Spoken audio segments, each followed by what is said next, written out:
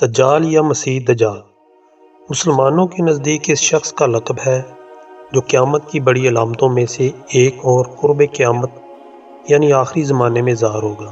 دجال قوم یہود سے ہوگا۔ ہر نبی نے اس کے فتنے سے اپنی اپنی امتوں کو ڈرایا ہے، مگر حضرت محمد صلی اللہ علیہ وآلہ وسلم نے اس کے فتنے کو انتہائی وضاحت سے بیان فرمانے کے ساتھ ساتھ بہت سی نشانیاں اور اس سے بچاؤ کے طریقے اپنی امت کو سمجھا دیے۔ حدیث نبوی میں دجال کا کوئی اصلی نام نہیں آیا۔ اسلامی اصطلاح میں اس کا لقب دجال ہے اور یہ لفظ اس کی پہچان اور علامت بن گیا ہے۔ اس کا فتنہ بہت سخت ہوگا، چنانچہ رسول پاک صلی اللہ علیہ وآلہ وسلم نے فرمایا، آدم کی تخلیق سے لے کر قیامت قائم ہونے تک کوئی بھی فتنہ دجال کے فتنے سے بڑھ کر نہیں ہے۔ دجال لفظ کا مادہ۔ دجال لفظ کا اصل مادہ دال جیم لام۔ دجال کا لفظ اس مادے سے فعال کے وزن پر مبالغہ کا صیغہ ہے۔ دجل کا معنی ہے ڈانپ لینا، لپیٹ لینا۔ دجال اس لیے کہا گیا کیونکہ اس نے حق کو باطل سے ڈانپ دیا ہے، یا اس لیے کہ اس نے اپنے جھوٹ، ملمہ سازی اور فریب کاری کے ذریعے اپنے کفر کو لوگوں سے چھپا لیا ہے۔ ایک قول یہ ہے کہ وہ اپنی فوجوں سے زمین کو ڈانپ لے گا، اس لیے اسے دجال کہا گیا ہے۔ اس لقب میں اس بات کی طرف اشارہ ہے کہ وہ ان فتنوں کے ذریعے اپنے کفر کو ملمہ سازی کے ساتھ پیش کرے گا اور اللہ کے بندوں کو شکوک و شبہات میں ڈال دے گا۔ نیز یہ کہ اس کا فتنہ عالمی فتنہ ہوگا۔ دجال عربی زبان میں جال ساز، ملمہ ساز اور فریب کار کو بھی کہتے ہیں۔ دجل کسی نقلی چیز پر سونے کا پانی چڑھانے کو کہتے ہیں۔ دجال کا یہ نام اس لیے رکھا گیا ہے کہ جھوٹ اور فریب اس کی شخصیت کا نمایاں ترین وصف ہوگا۔ اس کے ہر فعل پر دھوکہ دہی اور غلط بیانی کا سایہ ہوگا۔ کوئی چیز، کوئی عمل، کوئی قول اس شیطانی عادت کے اثرات سے خالی نہ ہوگا۔ 3 عالمی مذاہب۔ دنیا میں موجود 3 بڑے آسمانی مذاہب، جن میں اسلام، یہودیت اور مسیحیت کے ماننے والے، جو دنیا کی غالب اکثریت بھی ہیں، ایک ہستی کا انکار کر رہے ہیں جو آخری زمانے میں ظاہر ہوگی اور انسانیت کے لیے نجات دہندہ اور مسیحا ثابت ہوگی۔ ہر آسمانی دین میں اس مسیح موعود کا وعدہ کیا گیا ہے۔ حضرت محمد صلی اللہ علیہ وآلہ وسلم کی ایک حدیث ہے جس میں آپ نے فرمایا کہ جس نے دجال کے وجود اور خروج کو جھٹلایا وہ کافر ہے، اور جس نے مہدی علیہ السلام کو جھٹلایا وہ کافر ہے۔ دجال کو احادیث میں مسیح الدجال بھی کہا گیا ہے۔ دجال اکبر کا نام مسیح کیوں رکھا گیا؟ بہت سے اقوال میں سے سب سے زیادہ واضح قول یہ ہے۔ دجال کو مسیح کہنے کی وجہ یہ ہے اس کی ایک آنکھ اور ابرو نہیں ہے۔ بے شک دجال بالکل بند آنکھ والا ہوگا، اس پر ایک موٹی پھلی ہوگی۔ دجال کے جھوٹے ہونے کی علامات۔ وہ آنکھوں سے نظر آ رہا ہوگا، حالانکہ تم اپنے رب کو مرنے سے پہلے نہیں دیکھ سکتے۔ وہ کانا ہوگا، حالانکہ تمہارا رب کانا نہیں ہوگا۔ اس کی دونوں آنکھوں کے درمیان کافر جو ہر مومن پڑھ لے گا، خواہ وہ لکھنا پڑھنا جانتا ہو یا نہ جانتا ہو۔ دجال کا شخصی خاکہ۔ رسول مقبول صلی اللہ علیہ وآلہ وسلم نے خواب میں دیکھا کہ وہ خانہ کعبہ کا طواف کر رہے ہیں کہ اس دوران انہیں دجال دکھایا گیا۔ آپ صلی اللہ علیہ وآلہ وسلم نے فرمایا، وہ باری برکم جسم، سرخ رنگت، گنگریالے بال اور ایک آنکھ سے نابینا ہے، اور اس کی آنکھ لٹکے ہوئے انگور کے دانے جیسی ہے۔ ظہور دجال کی احادیث۔ اس کے متعلق 4 احادیث ملتی ہیں۔ وہ شام اور عراق کے درمیان ایک راستے پر نمودار ہوگا۔ خوض و کرمان کے علاقے میں نمودار ہوگا۔ خراسان یا اصفہان کے مقام یہودیہ پر نمودار ہوگا۔ تاہم احادیث کی روشنی میں کسی خاص جگہ کو دجال کے ظہور کے لیے مختص نہیں کیا گیا، جیسے ماہ رمضان کی شب قدر کی رات کا خاص تعین نہیں کیا گیا۔ البتہ احادیث کی روشنی میں 4 مقامات میں بظاہر تعداد معلوم ہونے کی صورت میں اس کی تطبیق کتاب تحفۃ العالمی میں یوں بیان کی گئی ہے کہ دجال کا خروج سب سے پہلے شام اور عراق کے درمیان کی گھاٹی سے ہوگا، مگر اس وقت اس کی شہرت نہ ہوگی۔ اس کے اوان و انصار یہودیہ گاؤں میں اس کے منتظر ہوں گے۔ وہ وہاں جائے گا اور ان کو ساتھ لے کر پہلا پڑاؤ خوض و کرمان میں کرے گا، پھر مسلمانوں کے خلاف اس کا خروج خراسان سے ہوگا۔ دجال کا برپا کردہ فساد۔ دجال اپنے ظہور کے بعد ہر طرف فتنہ و فساد برپا کرے گا۔ اس کے برپا کردہ فساد کی شدت کا اندازہ حدیث کی روشنی میں واضح ہوتا ہے۔ پس مسلمان شام کے جبل دخان کی طرف بھاگ جائیں گے اور دجال وہاں آ کر ان کا محاصرہ کر لے گا۔ یہ محاصرہ بہت سخت ہوگا اور ان کو بہت سخت مشقت میں ڈال دے گا۔ پھر فجر کے وقت عیسیٰ ابن مریم نازل ہوں گے اور مسلمانوں سے کہیں گے، اس خبیث خذاب کی طرف نکلنے سے تمہارے لیے کیا چیز مانے ہے؟ مسلمان کہیں گے کہ یہ شخص جن ہے، لہٰذا اس کا مقابلہ مشکل ہے۔ شارحین حدیث کا کہنا ہے کہ دجال کی شعبدہ بازی، میسمرزم وغیرہ کو دیکھ کر شاید بعض مسلمانوں کو اس کے جن ہونے کا گمان ہو، یا ممکن ہے کہ مسلمان یہ بات بطور تشبیہ کے کہیں کہ اس کی حرکتیں اور ایذا رسانیاں جنات کی طرح انہیں لگی۔ دجال کی دعوت۔ دجال اپنے آپ کو سب سے پہلے نبی کہے گا، پھر خدائی کا دعویٰ کرے گا۔ اپنے پیدا کردہ زبردست شکوک و شبہات میں انسانیت کو پھانستا چلا جائے گا، پھر اپنے آپ کو دجال نہیں بلکہ خدا کہے گا۔ نبی اکرم صلی اللہ علیہ وآلہ وسلم نے فرمایا، جو دجال کی خبر سن لے وہ اس سے دور رہے۔ اللہ کی قسم، آدمی اپنے آپ کو مومن سمجھ کر اس کے پاس آئے گا اور پھر اس کے پیدا کردہ شبہات میں اس کی پیروی کرے گا۔ دجال اکیلا نہیں ہوگا بلکہ اس کے ساتھ اس کے ساتھی بھی ہوں گے، یعنی یہ ایک عالمگیر فتنہ ہوگا۔ نبی اکرم صلی اللہ علیہ وآلہ وسلم کا ارشاد ہے، دجال کے پیروکاروں کی اکثریت یہودی اور عورتیں ہوں گی۔ دجال کے ساتھ اصفہان کے 70,000 یہودی ہوں گے جو ایرانی چادریں اوڑھے ہوئے ہوں گے۔ یہود کے ہاں اس مسیح کو آل داؤد میں سے مانا جاتا ہے۔ حقیقتاً یہودی جس مسیح کا انتظار کر رہے ہیں وہ وہی دجال ہوگا۔ دجال کی طاقت۔ اللہ رب العزت نے دجال کو غیر معمولی صلاحیتوں سے نوازا ہوا ہوگا، تاہم وہ اس کا استعمال برائی اور شر پھیلانے میں کرے گا۔ دجال کی طاقتوں کا اندازہ ذیل میں موجود احادیث سے ملتا ہے۔ اس کے پاس آگ اور پانی ہوں گے۔ جو آگ نظر آئے گی وہ ٹھنڈا پانی ہوگا اور جو پانی نظر آئے گا وہ آگ ہوگی۔ اس کے پاس روٹیوں کا پہاڑ اور پانی کا دریا ہوگا، مطلب یہ کہ اس کے پاس پانی اور غذا وافر مقدار میں ہوں گے۔ نبی صلی اللہ علیہ وآلہ وسلم نے فرمایا کہ ان باتوں کے لیے وہ نہایت حقیر ہے، لیکن اللہ اسے اس کی اجازت دے گا تاکہ لوگوں کو آزمایا جا سکے کہ وہ اللہ پر یقین رکھتے ہیں یا دجال پر۔ اور پھر دجال اپنے ساتھ ایک دریا اور آگ لے کر آئے گا، جو اس کی آگ میں پڑے گا اس کو یقیناً اس کا صلہ ملے گا اور اس کا بوجھ کم کر دیا جائے گا، لیکن جو اس کے دریا میں اترے گا اس کا بوجھ برقرار رہے گا اور اس کا صلہ اس سے چھین لیا جائے گا۔ ہم نے پوچھا، یا رسول اللہ صلی اللہ علیہ وآلہ وسلم، وہ اس زمین پر کتنی تیزی سے چلے گا؟ آپ صلی اللہ علیہ وآلہ وسلم نے فرمایا، جس طرح ہوا بادلوں کو اڑا لی جاتی ہے۔ وہ دجال ایک گدھے پر سوار ہوگا، اس گدھے کے کانوں کے درمیان 40 ہاتھوں کا فاصلہ ہوگا۔ اللہ تعالیٰ اس کے ساتھ شیاطین کو بھیجے گا جو لوگوں کے ساتھ باتیں کریں گے۔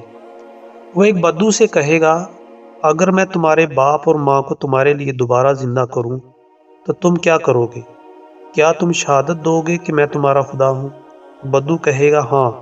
چنانچہ 2 شیاطین اس بدو کے ماں باپ کے روپ میں اس کے سامنے آ جائیں گے اور کہیں گے، ہمارے بیٹے، اس کا حکم مانو، یہ تمہارا خدا ہے۔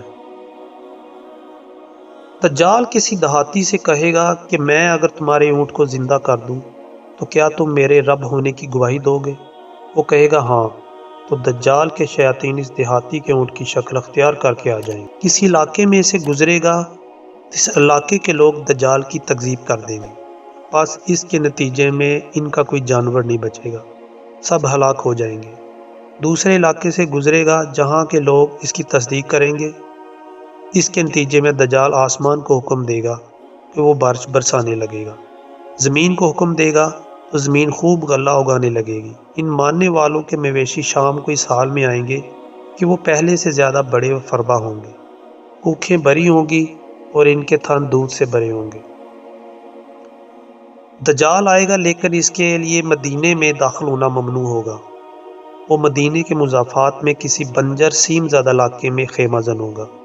اس دن بہترین آدمی یا بہترین لوگوں میں سے ایک اس کے پاس آئے گا اور کہے گا، میں تصدیق کرتا ہوں تم وہی دجال جس کا حلیہ ہمیں اللہ کے نبی صلی اللہ علیہ وآلہ وسلم نے بتایا تھا۔ دجال لوگوں سے کہے گا، اگر میں اسے قتل کر دوں اور پھر زندہ کر دوں تو کیا تمہیں میرے دعوے میں کوئی شبہ رہے گا؟ وہ کہیں گے نہیں۔ پھر دجال اسے قتل کر دے گا اور پھر اسے دوبارہ زندہ کر دے گا۔ وہ آدمی کہے گا، اب میں تمہاری حقیقت کو پہلے سے زیادہ بہتر جان گیا ہوں۔ دجال کہے گا، میں اسے قتل کرنا چاہتا ہوں لیکن ایسا نہیں ہو سکتا۔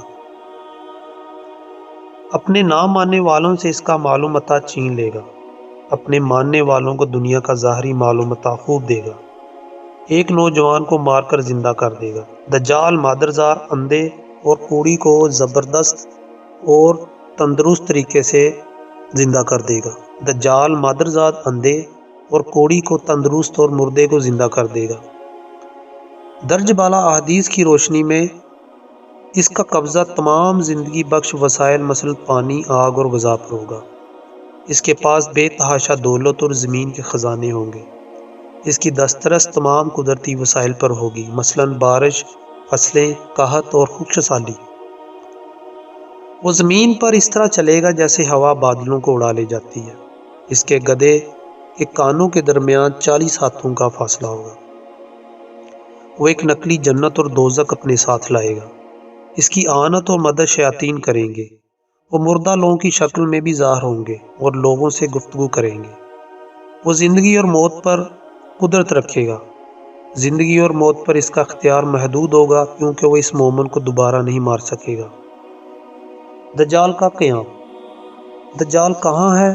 یہ بات دلچسپی سے خالی نہیں کہ خود اسی حدیث شریف میں جس میں دجال کے موجودہ مقام کا تذکرہ ہے، یہ حدیث تمیم داری کے نام سے جانی جاتی ہے۔ جب رسول اللہ صلی اللہ علیہ وآلہ وسلم نماز پڑھ چکے تو وہ ممبر پر تشریف فرما ہوئے اور مسکراتے ہوئے فرمایا، تمام لوگ اپنی اپنی جگہ بیٹھے رہیں۔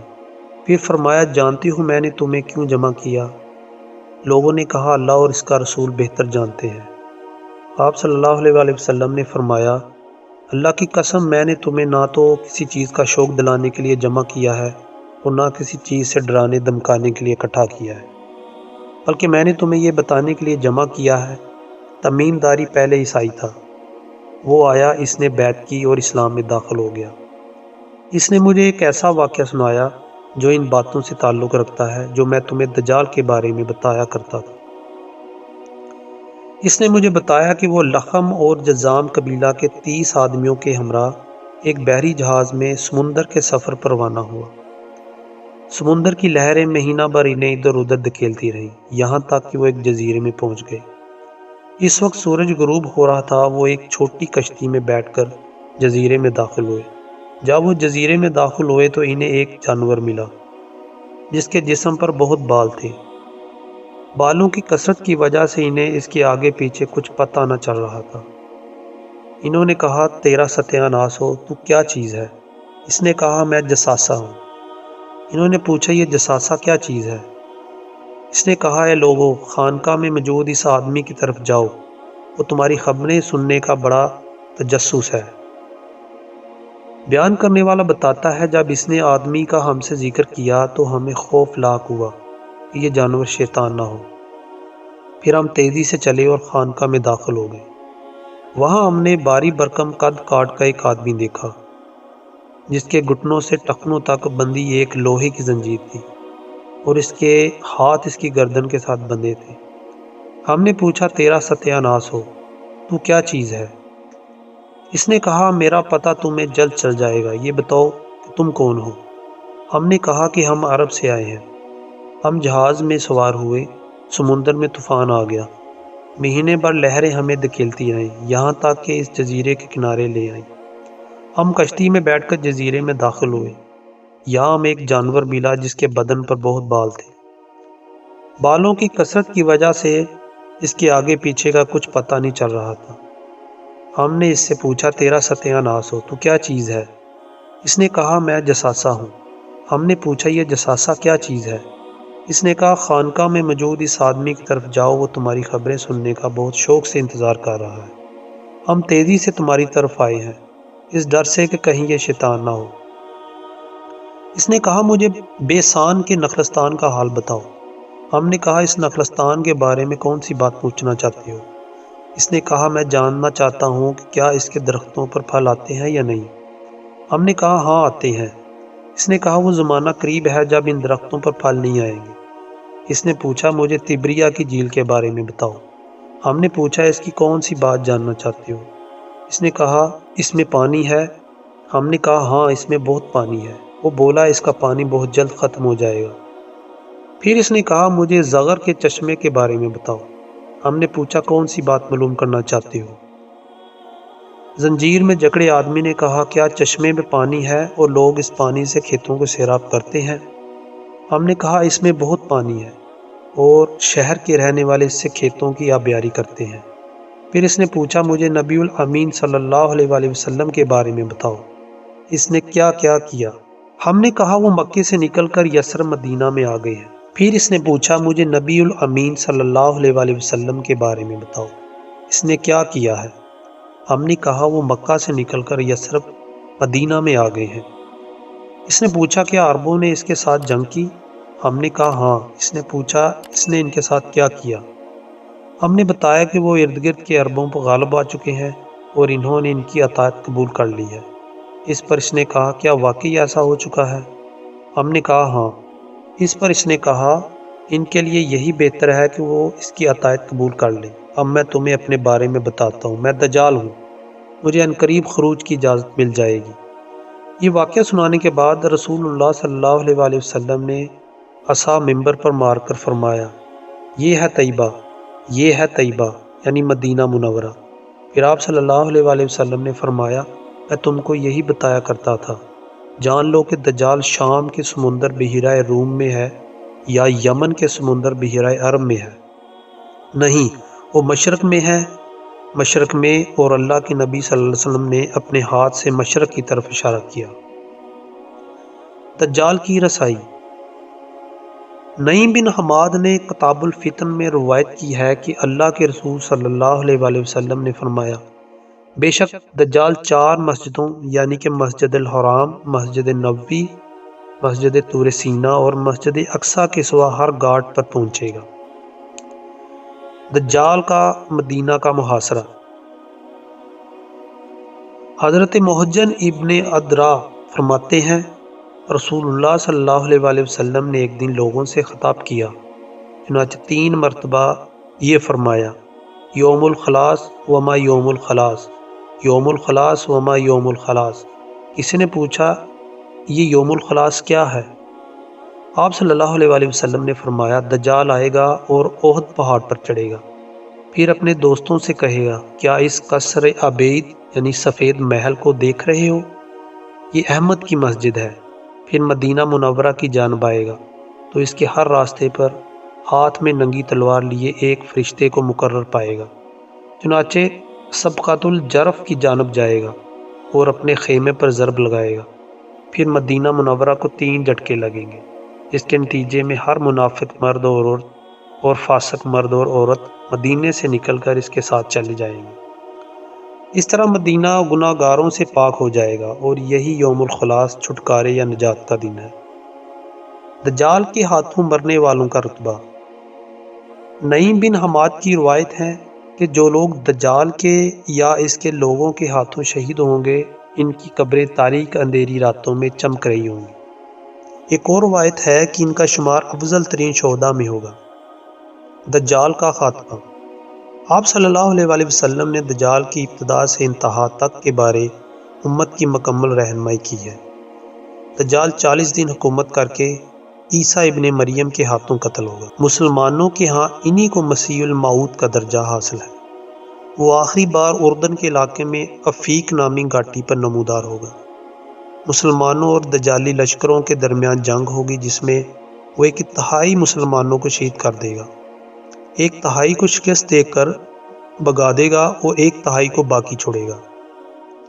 رات ہو جائے گی تو بعض مومنین بعض سے کہیں گے کہ تمہیں اپنے رب کی خوشنودی کے لیے اپنے شہید بھائیوں سے جا ملنے، شہید ہو جانے میں اب کس چیز کا انتظار ہے؟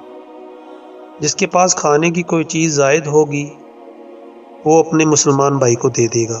تم فجر ہوتے ہی عام معمول کی بنسبت جلدی نماز پڑھ لینا، پھر دشمن سے جنگ پر روانہ ہو جانا۔